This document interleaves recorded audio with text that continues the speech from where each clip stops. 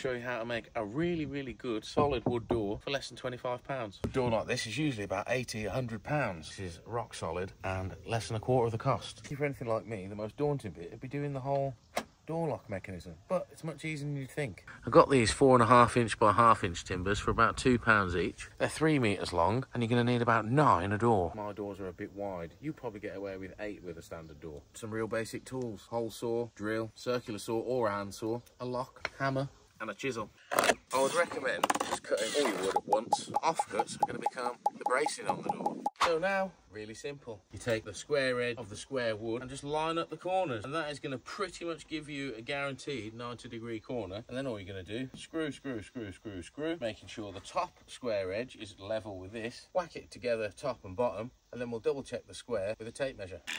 When you're screwing boards on, you're going to want to do it at a bit of a 45-degree angle. If you've got any a little bit too hard to squeeze together by hand, put the drill in, pulls them together.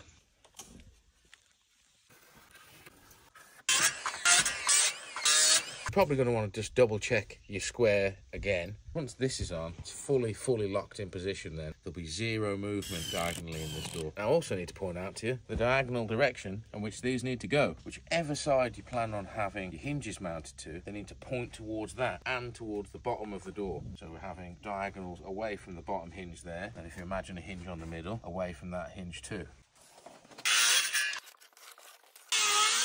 You're going to want to mark out the hole where your handle needs to go, which you need to drill through. And then we're going to drill another hole in the end there that'll meet up with the downwards hole for this little mechanism to fit through and the handles to pin it in position. And you just want to mark out around the edge of where your little lock plate sits. It's just a case of using a chisel to trim it out a couple of mil so the lock sits flush inside the door.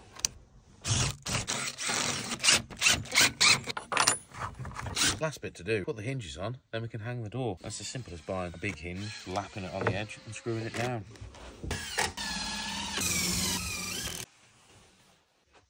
Lovely door provided.